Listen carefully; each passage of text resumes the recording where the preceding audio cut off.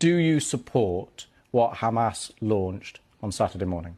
Well, this is not the right question, Louis. Really, the right it's question. It's an important question. No, it is not an important question because whether you support their action or not is an important question. No. It is not an important question. Hamas is a group, is a militant group. You're talking with the Palestinian representative. Our position is very well known and clear. And what is that? Do you support Hamas's actions? And then you cannot equate. This is not about support or not support. I am here to represent my people, the Palestinian people, what they are going through. I'm not here to condemn anybody. And if anybody that needs to be condemned, it's what you call the only democracy in the Middle East, that is Israel, between parentheses, that is doing what you have just reported, targeting civilians. And this has not just happened the last 48 hours. I'll tell you one thing. Hamas is not the Palestinian government, okay? The Israeli government is giving orders for its organized army. So please don't draw any symmetry here. Don't equate. There is no way you can draw any symmetry. And don't equate between the occupied and the occupier. This doesn't serve justice to understand for your audience and viewers the real situation. Since Israel's establishment, it has had one military doctrine. When it fights, it goes and fights civilians, kills civilians, so they pressure the fighters. Since 1948, and go back to the record, and this has been repeated in Gaza and will continue to be repeated. So the conversation is not a blame game. I am not in the business of blaming the victim here. The real conversation is how do we stop this vicious, deadly cycle? You just condemned Israel for killing civilians, and you won't condemn Hamas for killing civilians. How many times you have interviewed Israeli officials, Louise? Hundreds of times. Hundreds of times. How many times Israel have committed war crimes right live on your own cameras? Do you start by asking them to condemn themselves? Have you? You don't. You don't. No, I'll answer that question. You don't. You know why I refuse to answer this question?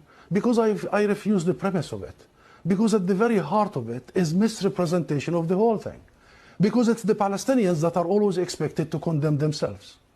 I mean, come on, this is a political conflict. We have been denied our rights for a long time. So this is the wrong starting point.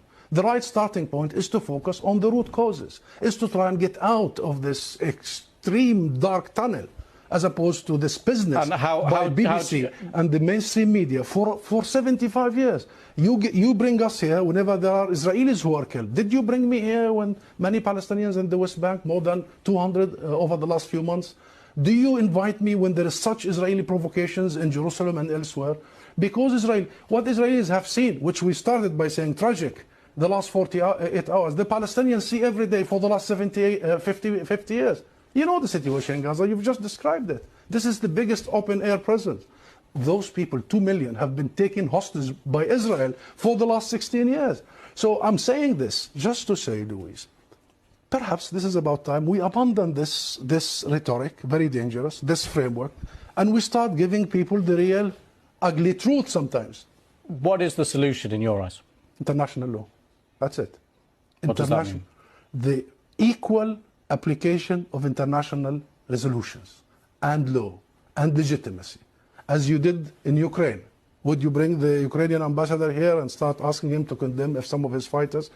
We need to fully and equally apply the rules that were created by the League of Nations after the horrors of the Second World War. We need to make sure that Israel is not the exception. It has been for the last 75 years. We need to make sure that nobody is above the law. Britain is renowned, Louise, for the rule of law.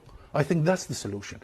Israel is an occupying force. It is responsible to provide protection for the people under its occupation. And should they commit crimes and crimes against humanity in the coming hours and weeks, it must be held accountable by the international community and the international judicial system. Hussam Zomlot, thank you very much for coming on the programme. Thank you.